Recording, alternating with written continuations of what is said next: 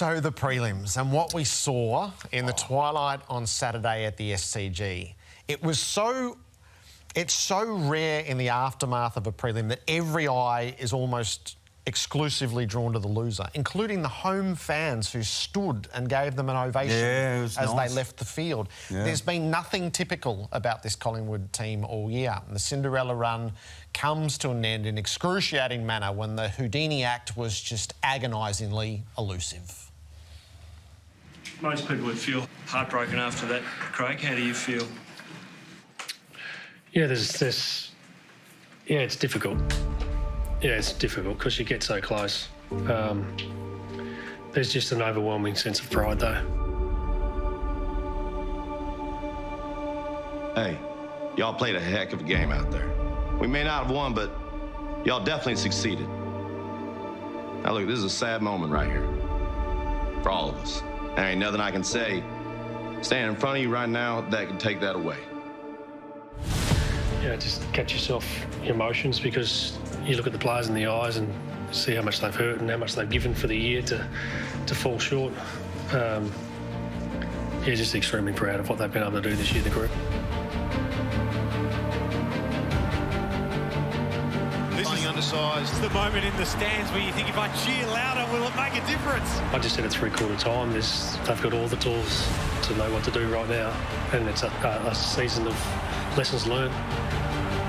Bianco, he kicks, he goes, and they're starting to charge again. That's huge. It's the Collingwood belief that is so obvious. I wanted to make them feel like they could make mistakes still. Yeah, we've got to go for this. We're going for it. The Magpies are in it. Can they get the goal? Oscar Elliott's got it. You can't believe what you see. They refuse to go away, the Pies. A miracle at the SCG. Can you believe this? The Pies are absolutely charging. Tension almost unbearable here at the SCG. One of the best games of football you'll ever see. It's the Swans. And the Pies' Cinderella story finally grinds to a halt. I put winners only up and I put what ifs and if only. Because winners don't think what if and if only. They just use it. It fuels you for more. Yeah, there'll be a lot of people laying in bed tonight going, if only, what if? Yeah, just don't want to live in that space. Because winners pick themselves up and use the lessons and get better and use it for motivation. That's what we do. It just doesn't come much better than that. Wow. A year of ups and a devastating down at the end. It is the Booper ups and downs. Ted Lasso's phrase has been perfect for Craig McRae all the way through. You told me I better watch this. We might not have won, but we definitely succeeded. But don't live in the what-ifs and the if-onlys. There was that sentiment. Can you believe it? Well, you could believe it. That the whole Collingwood aura and the capacity to come from nowhere infected the game as the Swans saw it coming first. They almost took fright in the face. Oh, no, they did not almost. They did. They took fright. You know, everyone thinks like me when coaches and players talk about momentum. What exactly is momentum? We know what it looks like as people are controlling the game, but how do you get it? How does the other one lose it? Sydney lost all of it. And watch that last 10 minutes, and I've watched it again, this gathering of force. Every 50-50 was won by Collingwood. As soon as the Collingwood won it, they had runners everywhere. And then as soon as it went down the arena, it was panic, they get it, they had runners everywhere. And I thought, that they can't hold on. Sydney cannot hold on. This is like a force of nature.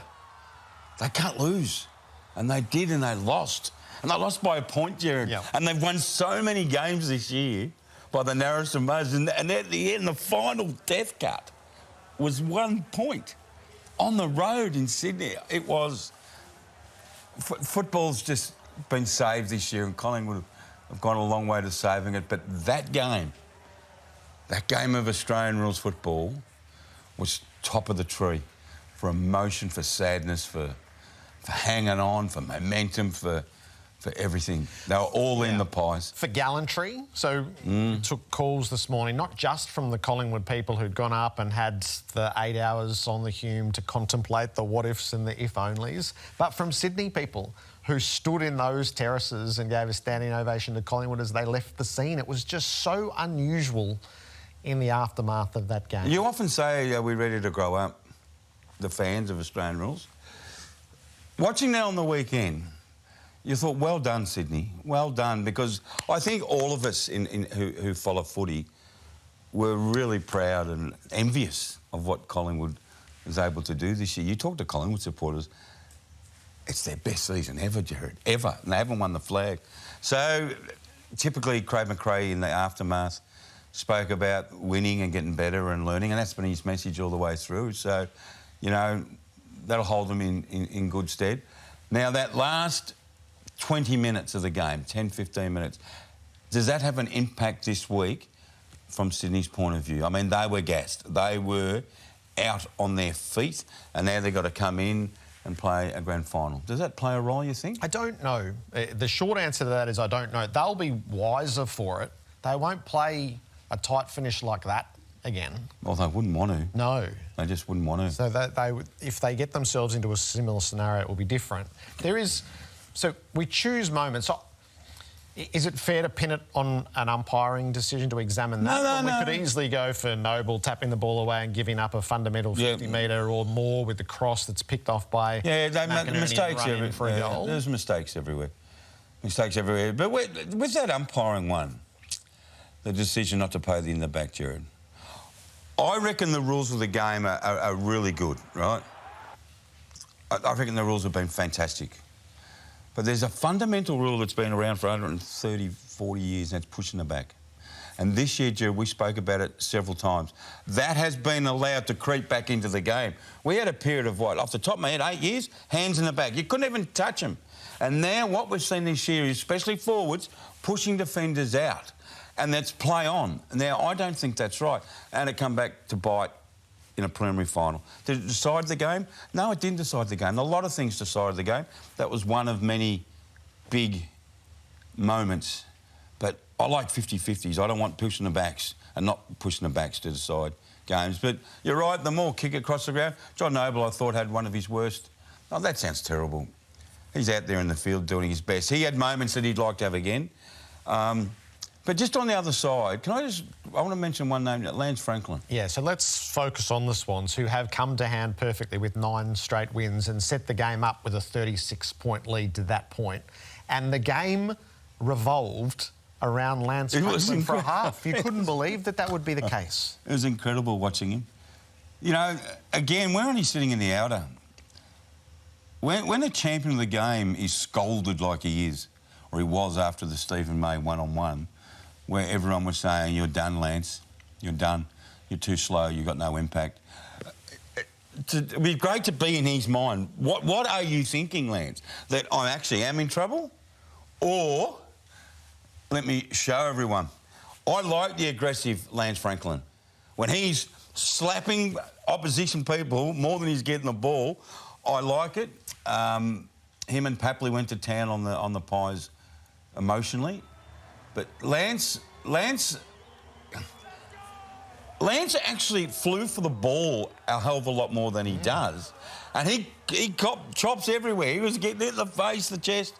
But he was causing so much trouble in the air that when the ball went to the ground, there's a couple of times the Swans had free men and they kicked some goals. But he was the absolute main man on the theatre stage in the first half. It was like, wow. Collingwood seemed to play a role in ensuring the game revolved around him. I was so excited when Maynard went to him. I went, God, have a look. Wow, this is great coaching.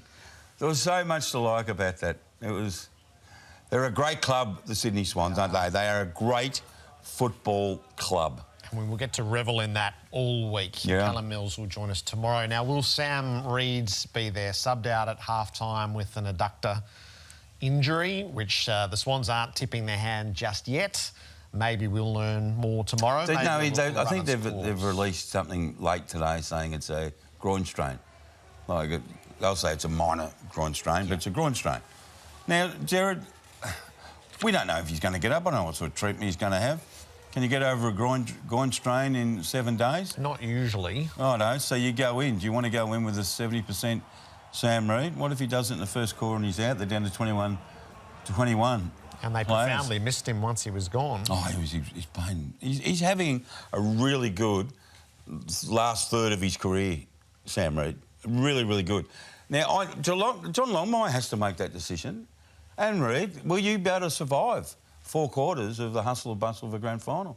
Because it's a big risk if he doesn't. Puts his hand up and he goes down in the first time he goes up and jumps. Yeah. Well, that's a bad decision, isn't it? Could decide the grand final. I hope he plays. Absolutely, I hope he plays. But geez, it'd be a risk. So 9 in a row, the Swans, 15 in a row, the Cats. There's never been a grand final pairing like it because it has the oddity that they haven't played since round 2 in the season. Typically, there is a late season clash between the pairing, or they've met more recently than March. Not this time. So the hot hands come together. And the Cats, that was just powerhouse on Friday night. That was the preliminary final that you get from time to time, which is a mismatch from the early moments. Yeah, you could tell. When you look at Geelong, and you look at them all the time, they don't give the opposition a lot of room or a lot of scope to play the game how they want to play it. So Chris often says he's a defence-first coach, and that has underpinned his coaching. So what they've done this year, they're still defence-first, but they've played a little bit with their offence, but they're fundamentally a defence-first team. And there's some great footage before of Stanley Rucking going down the back to help him out. Tom Stewart gets freed up. They couldn't move the ball. We're just watching it going, have a look at this. They can't move the ball. And we said that the week previous as well. You can't move the ball, and it helps when you have Dangerfield and a few of the superstars play really, really well. It was a joy to watch Dangerfield do what he's doing, but all their role players played their role superbly. Above, the small forwards, we talk about the great triumvirate of Scott, Selwood and Dangerfield. There's a terrific little triumvirate forward, which is Close, Grind, Myers, who played his best game, and Stengel as the 3 smalls. I mean, what a triumvirate that is. Clubs are screaming for small forwards, and the Cats have got 3 who are really playing great football. And then you go and talk about their talls, and you think, wow, God, they've got weapons. That was almost the perfect game of football to be played. They got the ball and they obliterated the opposition. When the opposition had the ball, they didn't let them. It was one of Chris Scott's and his coaching staff's one of their finest 2 hours. Yeah, it was a masterclass. It really was. To watch Max Holmes in real time was to feel like his grand final dream had been snatched away from him. Never put ice on the hamstring. I don't think any of us could claim to be experts in neural hamstring awareness. It turns out a hamstring's not a hamstring anymore, the standard 21 days. Did surprises. Did this surprise you, this footage? It surprised me. Yeah. So to have a real view on this, you would have had to have seen the scans. The neural issue, I've had it explained to me. You would have had to have seen the scans to have a view on whether he could make it or not. Look at that. God, grand final week's fantastic, isn't it? Yeah. I was blown away by this. Hamstring, he goes off, God, all the talk. When Chris said after the game, have a look at that. That is like a walk-up hamstring, isn't it? We'll see you in 21 days. But Chris even spoke after the game, post-match. He goes, no, I'm going, come on, Chris, you're spinning us.